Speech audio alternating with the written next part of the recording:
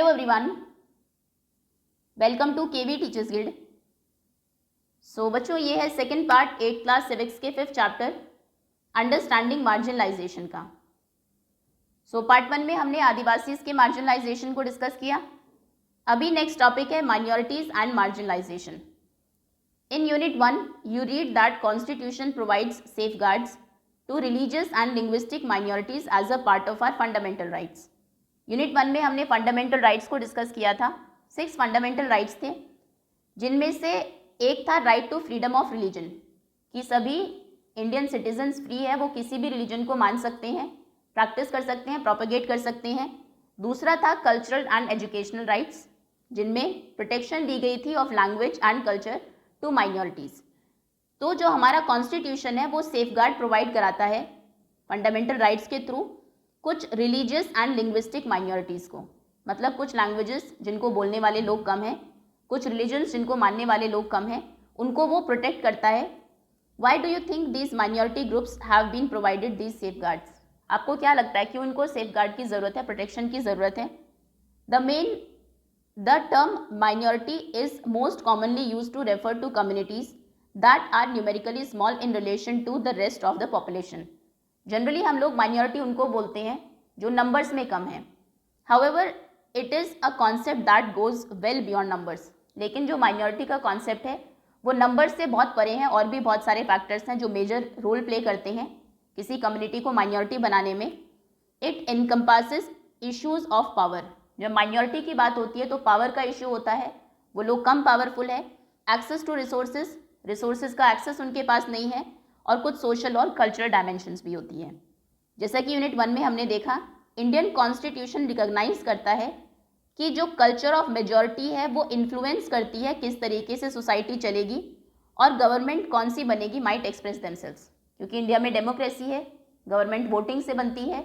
जो लोग मेजॉरिटी में है, मतलब नंबर्स में ज़्यादा है, ऑब्वियसली वो वोट करेंगे अगर एक पर्टिकुलर पर्सन की, एक पर्टिकुलर कम्युनिटी के फेवर में, तो वही जीतेगी। तो कहने का मतलब है कॉन्स्टिट्यूशन ने रिकॉग्नाइज किया, इस बात को माना कि जो लोग मेजॉरिटी में है वो गवर्नमेंट को और सोसाइटी को इन्फ्लुएंस करते हैं।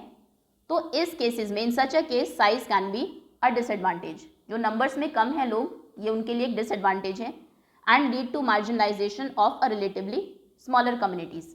और अगर इनके लिए कुछ नहीं किया गया तो धीरे धीरे जो स्मॉलर कम्युनिटीज़ हैं ये मार्जिनलाइज हो जाएगी। सो इसीलिए सेफगार्ड्स नीडेड है, उनको प्रोटेक्ट करने के लिए माइनॉरिटी कम्युनिटीज़ को against the possibility of being culturally dominated by the majority, कि जो लोग मेजॉरिटी में हैं वो कल्चरली उनको डोमिनेट ना करें। They also protect them, constitution protect करता है अगेंस्ट एनी डिस्क्रिमिनेशन, कोई भेदभाव उनके अगेंस्ट ना हो, कोई डिसएडवांटेज वो लोग फेस ना करें। Given certain conditions, communities that are small in numbers relative to the rest of the society में feel insecure about their lives. कुछ अगर स्पेसिफिक सिचुएशंस की हम बात करें, कुछ कंडीशंस में जो लोग कम है नंबर्स में वो इनसिक्योर फील कर सकते हैं अपनी लाइफ के बारे में, एसेट्स के बारे में और वेल बीइंग के बारे में। दिस सेंस ऑफ इनसिक्योरिटी में गेट एक्सेंचुएटेड। ये जो एक सेंस ऑफ इनसिक्योरिटी है ये बहुत ही नोटिसेबल हो जाती है, आप इजीली इसको देख सकते हैं अगर जो रिलेशन है माइनॉरिटी और मेजॉरिटी के बीच में वो खराब हो जाए। तो कॉन्स्टिट्यूशन ने प्रोवाइड कराए हैं सेफगार्ड्स, क्योंकि हमारा कॉन्स्टिट्यूशन कमिटेड है कि वो प्रोटेक्ट करेगा इंडिया की जो कल्चरल डाइवर्सिटी है उसको, और प्रमोट करेगा equality as well as justice. सभी लोगों को न्याय मिलेगा, सभी को इक्वली ट्रीट किया जाएगा, और जो कल्चरल डाइवर्सिटी है, कल्चरली डिफरेंट लोग हैं, उनको प्रोटेक्ट किया जाएगा। जैसा कि ऑलरेडी चैप्टर 5 में हमने देखा कि जुडिशरी एक बहुत ही क्रूशियल इंपॉर्टेंट रोल प्ले करती है अपहोल्डिंग द लॉ, कानून व्यवस्था बनाने में और फंडामेंटल राइट्स को इन्फोर्स कराने में। तो हर सिटीजन के पास इंडिया में ये राइट है कि वो अप्रोच कर सकता है कोर्ट्स को अगर उसको लगता है कि उसके फंडामेंटल राइट्स का वायलेशन हुआ है। Now let us understand marginalisation in the context of Muslim community. अभी हम मुस्लिम कम्युनिटी के कंटेक्स्ट में मार्जिनलाइजेशन को समझेंगे।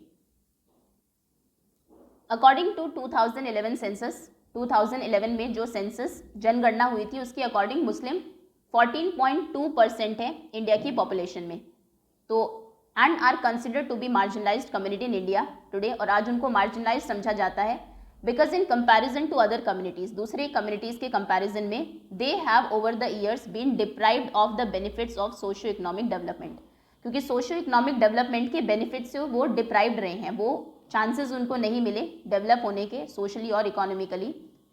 आपको 3 टेबल में नीचे डेटा दिया है, deprived from the data in the 3 tables below, deprived from derived from, जो 3 डिफरेंट सोर्सेज से डिराइव किया गया लिया गया है। ये इंडिकेट करता है situation of Muslim communities with regard to basic communities, कि जो मुस्लिम कम्युनिटीज़ की क्या सिचुएशन है, बेसिक कम्युनिटीज़ जो बहुत ही एसेंशियल चीज़ें हैं लाइफ में, उनको लेकर, लिटरेसी को लेकर और पब्लिक एम्प्लॉयमेंट को लेकर।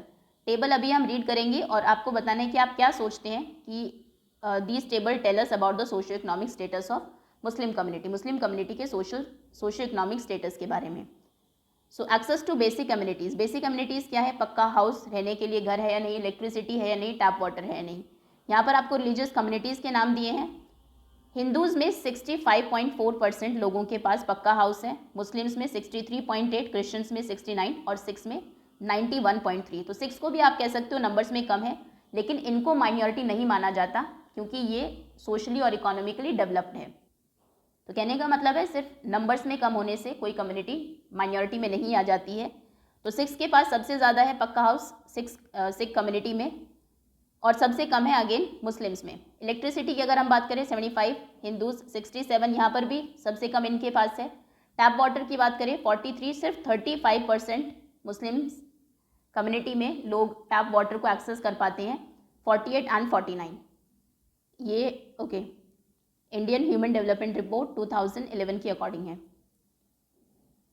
अभी अगर लिटरेसी रेट की बात करें बाय रिलीजन 2011 के डेटा के अकॉर्डिंग, ओवरऑल 74% लोग लिटरेट हैं इंडिया में, हिंदू 63% से, मुस्लिम सिर्फ 57% से, क्रिश्चियन 74, सिख 67, बुद्धिस्ट 71, जैन 83। जैन भी देखो नंबर्स में कितने कम है, लेकिन लिटरेसी रेट यहाँ पर बहुत हायर है। लिटरेसी रेट हाई होगा तो एम्प्लॉयमेंट अपॉर्चुनिटीज़ इनको ज़्यादा मिलेगी। जैनिज़्म में बहुत सारे बिजनेसमैन, ब्यूरोक्रेट्स आपको देखने को मिल जाएंगे। लिटरेसी रेट अगर कम है तो लोग एम्प्लॉयमेंट पर भी उसका सीधा सीधा असर होगा। यहाँ पर हम देखें, अच्छा सिर्फ मुस्लिम पॉपुलेशन का गिवन है, तो लिटरेसी रेट भी मुस्लिम्स में कम है।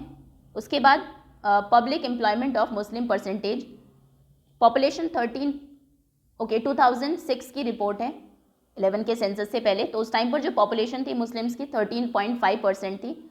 आईएएस में सिर्फ 3% मुस्लिम्स हैं, आईपीएस 4%, आईएफएस 1.8%, सेंट्रल पीएसयू जैसे एनटीपीसी, ओएनजीसी, गेल, आईओसी, ये सब इनमें 3.3%, स्टेट पीएसयू 10.8 और बैंक और आरबीआई में सिर्फ 2.2।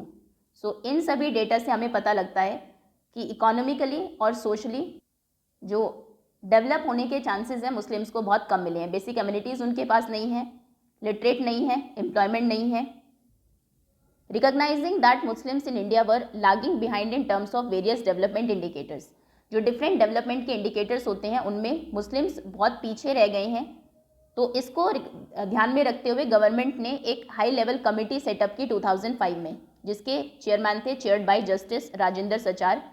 इस कमेटी ने एग्जामिन किया social, economic and educational status को मुस्लिम कम्युनिटी की, और डिस्कस किया डिटेल में marginalisation of this community, Muslim community के मार्जिनलाइजेशन के बारे में।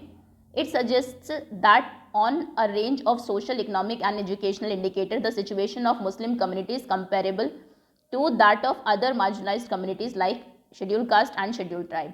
तो इसने ये सजेस्ट किया कि अगर हम मुस्लिम कम्युनिटी के मार्जिनलाइजेशन को देखें तो वो काफ़ी हद तक जो एससी और एसटी का मार्जिनलाइजेशन है उन्हीं के जैसा ही है। फॉर एग्जांपल, जैसे कि रिपोर्ट के अकॉर्डिंग जो एवरेज ईयर ऑफ स्कूलिंग है मुस्लिम चिल्ड्रन में between the age of 7 to 16 वो काफ़ी लोअर है than other social religious communities, page 56। Okay, ये देख लेंगे आप बुक में, पेज नंबर 56। देखो यहाँ पर एक डेटा गिवन है, ये सचार कमेटी की जो रिपोर्ट थी स्कूलिंग के बारे में, 25% of Muslim children in 6 to 14 years of age group have either never been enrolled to school और हैव ड्रॉप्ड आउट। 6 से 14 साल की उम्र में 25% मुस्लिम बच्चे या तो स्कूल गए ही नहीं है या फिर ड्रॉप आउट कर देते हैं। ये जो परसेंटेज है ये बहुत हायर है दूसरे सोशल रिलीजियस कम्युनिटीज़ के कंपैरिजन में। Economic and social marginalisation experienced by Muslims has other dimensions as well. जो ये लोग मार्जिनलाइजेशन फेस कर रहे हैं इकोनॉमिकली, सोशली, उसकी दूसरी भी डायमेंशंस हैं, जैसे कि जो दूसरी कम्युनिटीज़ हैं लाइक अदर कम्युनिटीज़, मुस्लिम के कस्टम्स और प्रैक्टिसेस भी काफ़ी डिफरेंट है। और ईजिली उनको मेन स्ट्रीम से डिफरेंट बनाते हैं। जो लोग मेन स्ट्रीम में जो क्लोथिंग स्टाइल है, जिस तरीके के उनके कस्टम्स हैं, तो वो मेन स्ट्रीम से डिफरेंट है। जैसे कि सम नॉट ऑल मुस्लिम्स, कुछ जो मुस्लिम्स हैं बुर्का पहनते हैं, लॉन्ग बियर्ड रखते हैं, फेस टोपी पहनते हैं, and these become ways to identify all Muslims. और ये एक तरीके से सभी मुस्लिम्स को आइडेंटिफाई करने का एक तरीका बन गया है कि मुस्लिम है तो एक पिक्चर आ जाती है, बुर्का पहनता होगा, लॉन्ग बियर्ड होगी, फेस टोपी पहनता होगा, तो इसकी वजह से दे टेंड टू बी, उन लोगों को डिफरेंट समझा जाता है, आइडेंटिफाई किया जाता है differently. And some people think, और कुछ लोगों को ये लगने लगता है that they are not the rest of us, ये बाकियों के जैसे नहीं है, उनसे डिफरेंट है, यही मार्जिनलाइजेशन है। Often this becomes an excuse to treat them unfairly, और जनरली ये एक्सक्यूज बन जाता है उन लोगों को अनफेयरली ट्रीट करने का, उनके अगेंस्ट डिस्क्रिमिनेशन करने का, भेदभाव करने का। This social marginalisation of Muslims in some instances has led to them migrating from places where they have lived। तो इस मार्जिनलाइजेशन की वजह से कई बार जो मुस्लिम्स हैं पहले जहाँ पर रहते थे वहाँ से माइग्रेट हो गए हैं, दूसरी जगह चले गए हैं, often leading to the ghettoization of the community. Ghettoization बोलते हैं एक पर्टिकुलर एरिया में ही एक कम्युनिटी का सिमट जाना, कि एक एरिया है वहीं पर ही उस कम्युनिटी के सारे लोग रहते हैं। सो इसकी वजह से गेटोइजेशन भी हुआ है। कुछ जो एरियाज़ हैं पर्टिकुलर मुस्लिम्स के ही है, मेन जहाँ पर दूसरी कम्युनिटी के लोग रहते हैं उनके बीच में एक दो मुस्लिम होंगे, ये जनरली देखने को नहीं मिलता, रहते हैं तो वो माइग्रेट होकर उन्हीं एरियाज़ में चले जाते हैं।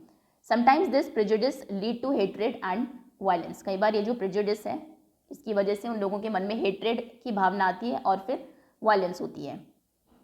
In the above section of this chapter, we saw how in the case of Muslim community there is a link between economic and social marginalization। हमने देखा कि किस तरीके से एक कनेक्शन है इकोनॉमिक और सोशल मार्जिनलाइजेशन में। जब लोग इकोनॉमिकली मार्जिनलाइज्ड होते हैं, उतने वेल नहीं है, फाइनेंशियल कंडीशन उतनी अच्छी नहीं है, तो सोसाइटी में उनको उतनी इंपॉर्टेंस भी नहीं दी जाती, धीरे धीरे वो सोशली भी मार्जिनलाइज कर दिए जाते हैं। इस चैप्टर में आपने पढ़ा अबाउट द आदिवासीज के सिचुएशन के बारे में, हमने देखा 7th क्लास में हमने देखा था unequal status of women in India, women को किस तरीके से अनइक्वली ट्रीट किया जाता है इंडिया में। So the experience of all these groups point to the fact that marginalization is a complex phenomenon. हर तरह की कम्युनिटी में वुमेन के साथ अलग तरीके से मार्जिनलाइजेशन होता है, रिलीजियस कम्युनिटीज़ के साथ अलग से होता है, जो शेड्यूल्ड ट्राइब्स हैं, आदिवासी हैं, उनके साथ अलग तरीके से होता है। बहुत ही कॉम्प्लेक्स फिनोमिना है ये, जिसके लिए हमें डिफरेंट स्ट्रैटेजीज चाहिए, मेजर्स चाहिए, सेफगार्ड्स चाहिए इस सिचुएशन से निपटने के लिए। All of us have a stake in protecting the right defined in the constitution and the laws, the policies frame to realise these rights. इन राइट्स को रियलाइज करने के लिए डिफरेंट लॉज हमें बनाने होंगे, पॉलिसीज फ्रेम करनी होगी। Without these we will never be able to protect the diversity that makes our country unique. तो अगर प्रोटेक्शन नहीं की जाएगी इन माइनॉरिटीज़ की, तो जो हमारी कंट्री का एक बहुत ही स्पेशल यूनिक वे है फंक्शन करने का, कि यहाँ पर यूनिटी इन डाइवर्सिटी है, डाइवर्स कंट्री है फिर भी यूनिटी में रहते हैं, उसको हम लूज़ कर देंगे। उसको प्रोटेक्ट करना, डाइवर्सिटी को प्रोटेक्ट करना बहुत ज़रूरी है। Not realise the state's commitment to promote equality, सभी लोगों को इक्वली ट्रीट करना। नाउ कंक्लूजन क्या है जो चैप्टर हमने पढ़ा उसका। In this chapter we have tried to understand what is mean to be marginalised community. Chapter में हमने समझा कि मार्जिनलाइज्ड कम्युनिटी होने का क्या मतलब है। We have tried to look at this through ये हमने डिफरेंट मार्जिनलाइज्ड कम्युनिटीज़ के एक्सपीरियंस से समझा। सो डिफरेंट रीजंस होते हैं कम्युनिटी को मार्जिनलाइज्ड करने के। Each experiences marginalization in different ways. हर कोई डिफरेंट तरीक़ों से मार्जिनलाइजेशन को एक्सपीरियंस करता है। We have also seen that marginalization is linked to experiencing disadvantage. जब कोई मार्जिनलाइज्ड होता है तो कुछ डिसएडवांटेजेस भी उसको होते हैं, प्रेजुडिस, उसके खिलाफ भेदभाव भी होता है, पावरलेसनेस भी आती है, उतनी पावर में वो खुद को नहीं समझता। In India there are several more, India में और भी मार्जिनलाइज्ड कम्युनिटीज़ हैं, जैसे कि दलित्स, जिनके बारे में हम नेक्स्ट चैप्टर में रीड करेंगे। Marginalisation results in having a low social status. Marginalisation की वजह से का जो रिजल्ट है वो है लो सोशल स्टेटस, क्योंकि सोसाइटी उनको अपने इक्वल नहीं समझ रही है। And not having equal access to education and other resources, तो फिर उनको इक्वल एक्सेस भी नहीं मिलता एजुकेशन और दूसरे रिसोर्सेज में। Yet the lifes of marginalised people can and do change. लेकिन ऑफकोर्स जो मार्जिनलाइज्ड लोग हैं उनकी लाइफ चेंज हो सकती है और हुई भी है। Thus no one is marginalized all the time in exactly the same way. हर कोई हमेशा मार्जिनलाइज्ड नहीं रहता और एक तरीके से नहीं रहता। अगर हम वापस जाए दोनों एग्जाम्पल्स में मार्जिनलाइजेशन के, तो हमने डिस्कस किया जो हमने डिस्कस किए थे, तो हम देखेंगे each group has a long history of struggle and resistance. बहुत लंबी हिस्ट्री रही है जब इन्होंने स्ट्रगल किया है, संघर्ष किया है, रेजिस्ट किया है चीज़ों को। मार्जिनलाइज्ड कम्युनिटीज़ मेंटेन करना चाहती है उनकी कल्चरल डिस्टिंक्टिवनेस को while having access to rights. उनकी कल्चरल जो डिस्टिंक्टिवनेस है, कल्चरली वो डिफरेंट है, वो भी मेंटेन रहे, अपने कल्चर को भी वो बनाए रखे, जो राइट्स हैं वो भी उनको मिले, डेवलपमेंट के चांसेस भी मिले और दूसरी अपॉर्चुनिटीज़ भी मिले। नेक्स्ट चैप्टर में हम रीड करेंगे about how different groups have confronted marginalisation. किस तरीके से डिफरेंट ग्रुप्स ने मार्जिनलाइजेशन का सामना किया है। ओके, इसी के साथ चैप्टर ओवर होता है। Thank you so much for watching.